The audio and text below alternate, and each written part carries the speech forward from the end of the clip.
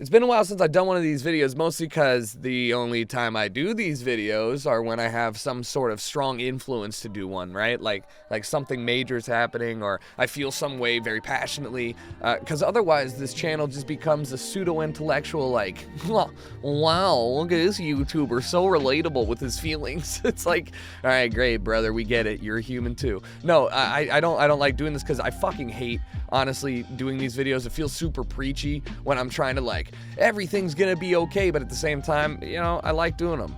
Wait, that was contradictory. Doesn't matter. Don't think too much about it, all right? It's fine. I'm doing this video because I've been going through a lot of stuff, not publicly, mostly because I can't talk about it, and it's been a long time since I felt this way, and I wanted to talk to you guys about it because I guarantee there's some people that are gonna be so relatable with this. It's gonna be so relatable. You're gonna love it. And that's basically, I'm doing something new for the first time, and I have been for a while.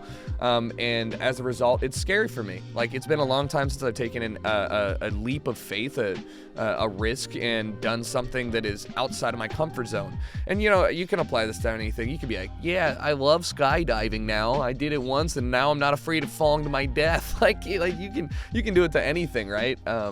But for me, it's been a long time since I've done something in the work sphere outside of my comfort zone. I try a lot to do stuff that's not going to be my favorite just because I know that it's going to be an experience. I go to a lot of music that, shows that I honestly don't love, and I go there because I'm not going to listen to this music on my own, really.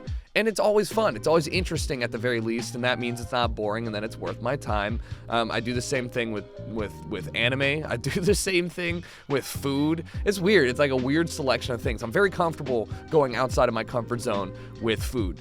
That's the dumbest shit I ever done said, but it makes sense to me in my head, so we're gonna roll with it. But, like, you know, if you put down a plate of monkey brains in front of me and you eat it and you're like, seriously, this place is the shit, and I'm looking up the reviews and everybody's like, yo, these monkey brains are dope. Look, I'm gonna spoon feed some monkey brains into my mouth at least once, just cause who knows, right?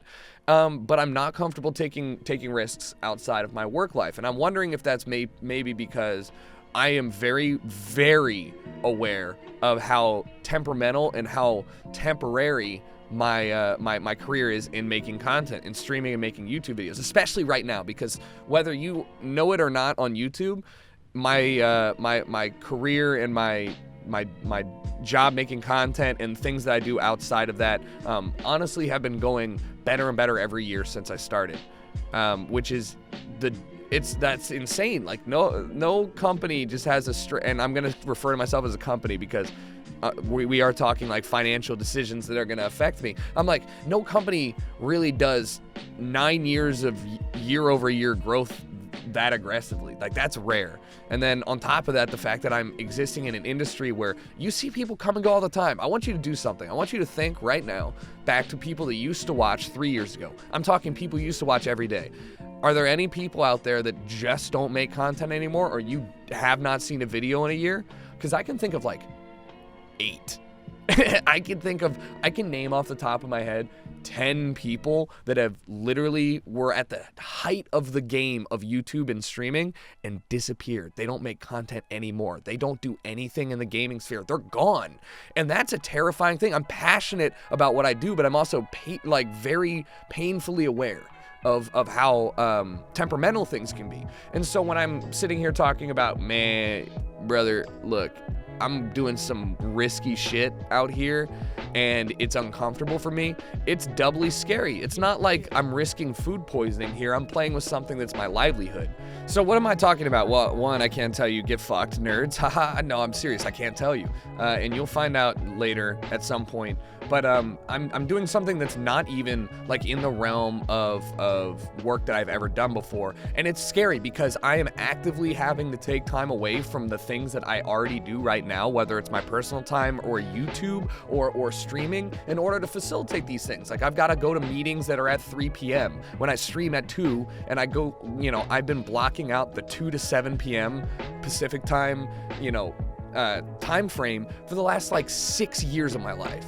5 years. 5 years. So it's like, it's weird for me because finally I'm going, yes, I'd like to take away from something that's safe and secure and something that I've done long enough that I could realistically make YouTube videos until I die.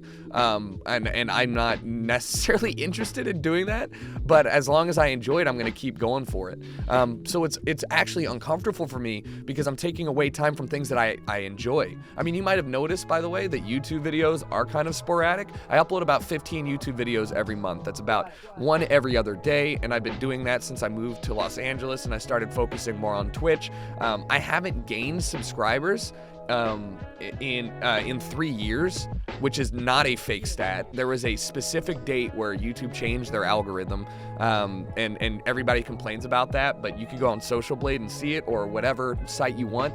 There's a specific date, back in 2016, 2015, where YouTube changed their algorithm. I legitimately have not gained a sub since then. That's not true. Two months ago, I gained 3,000 subs because a video of mine about how a free-to-play Counter-Strike went viral, got like 1 million views. That was tight. But yeah, no, I don't get subs. I haven't changed my viewership numbers have actually gone up for some reason. I upload less videos and get the same amount of views as I did pretty much at any other point during my career except for the peak. And despite all of that, man, I fucking love making YouTube videos. I was geeking out editing the Pogo Stuck video. It was so much fun for me to edit. The Far Cry videos were great. I have way too much fun still making YouTube videos. And the fact that I have to take away time from that or time from streaming to work on something that's not even remotely guaranteed. In fact, even if everything that I'm doing with this other business, if everything that I do goes incredible, it still won't even come close to like to the financial success that I see on YouTube and Twitch right now. So it's almost contradictory to myself to say, hey, let's stop focusing on things that are safe, that are working, that are safe in an environment that's not safe, that are at least semi concrete, right? Like I'm not gonna have the rug pulled out from underneath me if I continue the things that I'm doing. But I also am very painfully aware of the fact that I've used that phrase 4 times this video. Can we stop saying painfully aware? But it's true. I'm very aware that like I just turned 26 and I had this existential thought. I was like, man, if you keep doing this till you're 30, you will have spent over half your life making content and living on the internet. You know how you see your friend from high school is like, I'm taking a social media break, by the way. It's just not healthy for me. Johnny, you're on Twitter maybe like 30 minutes a day. Shut the fuck up. All right, well, your 300 acquaintances are making you feel unhealthy. Yeah, that's true. All right. So at any point during the day, it could be 3 a.m. on a Wednesday, I'll go on Twitter right now and I'll see somebody who's tweeted me. All right, there's a never-ending stream of content, and not all of it. Most of it's just shit. Some of it's great, some of it's terrible, most of it's just mindless shit. Half my life in this cesspool. God, I fucking love it.